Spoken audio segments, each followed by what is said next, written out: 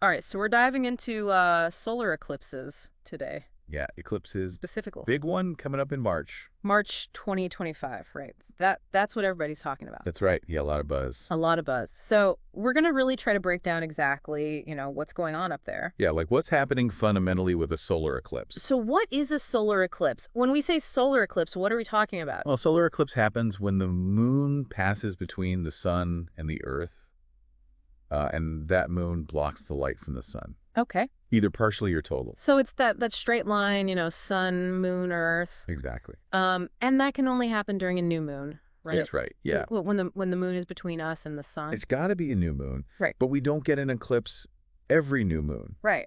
because the moon's orbit is tilted Tilted, yeah. with respect to the Earth's orbit around the sun. So we don't get that perfect alignment every time.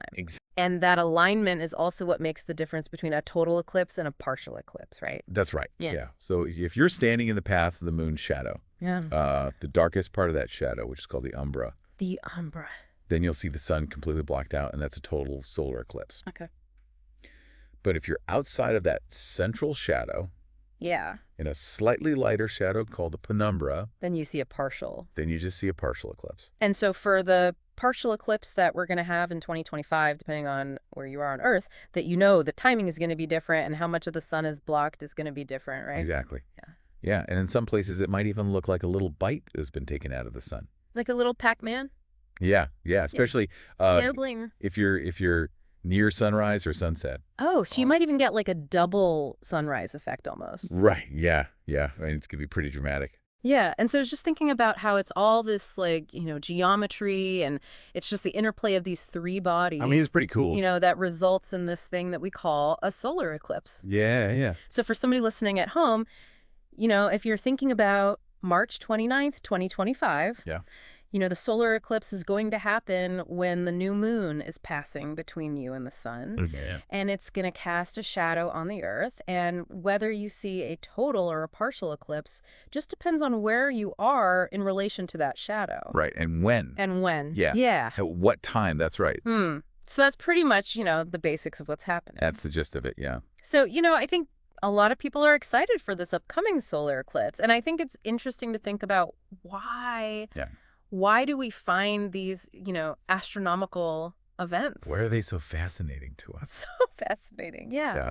Yeah. If you think about it, it's, three balls of rock floating through space. Yeah. Why do we care? Why do we care? Yeah, it's a good question.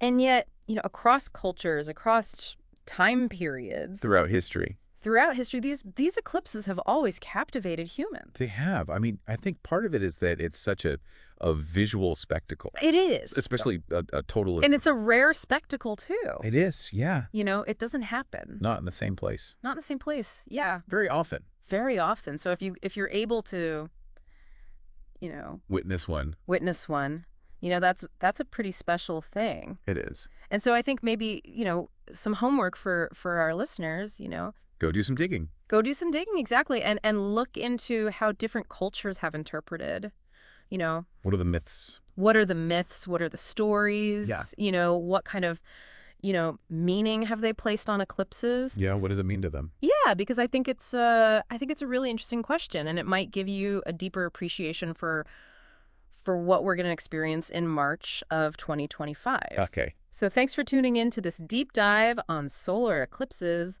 and we'll catch you next time.